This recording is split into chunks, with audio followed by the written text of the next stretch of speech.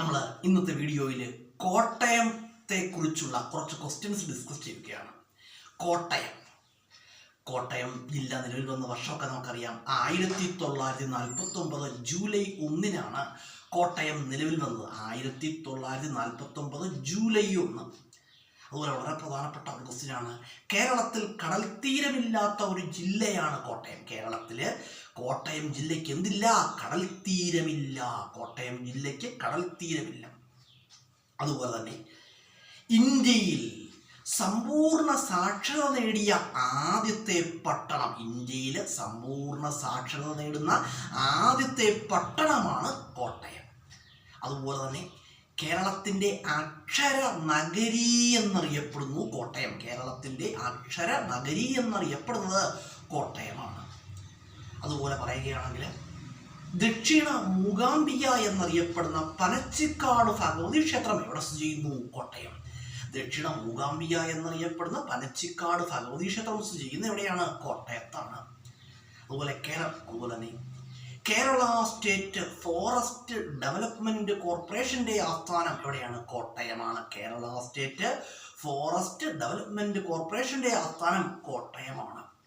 Rubber ബോർഡിന്റെ കേരളത്തിലെ ആസ്ഥാനം കോട്ടയം. റബ്ബർ ബോർഡിന്റെ കേരളത്തിലെ ആസ്ഥാനം എവിടെയാണ്? കോട്ടയമാണ്.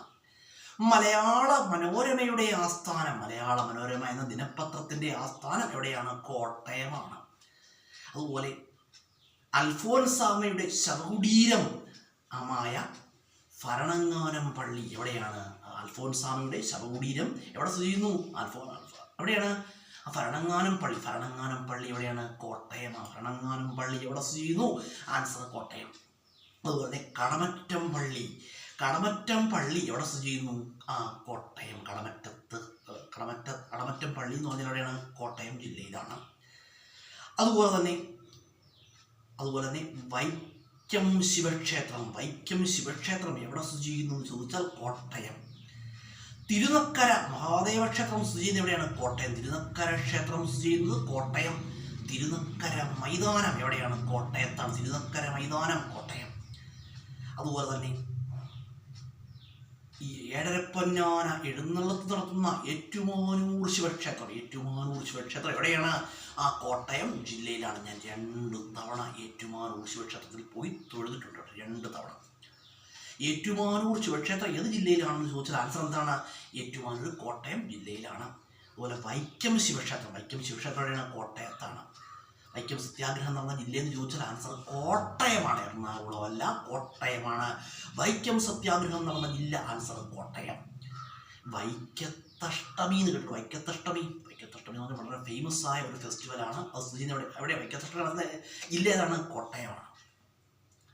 അതുപോലെ തന്നെ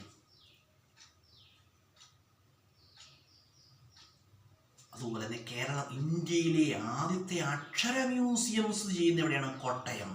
ഇന്ത്യയിലെ തന്നെ ആദ്യത്തെ അക്ഷര മ്യൂസിയം എവിടെ സ്ഥിതി ചെയ്യുന്നു? ആൻസർ കോട്ടയം.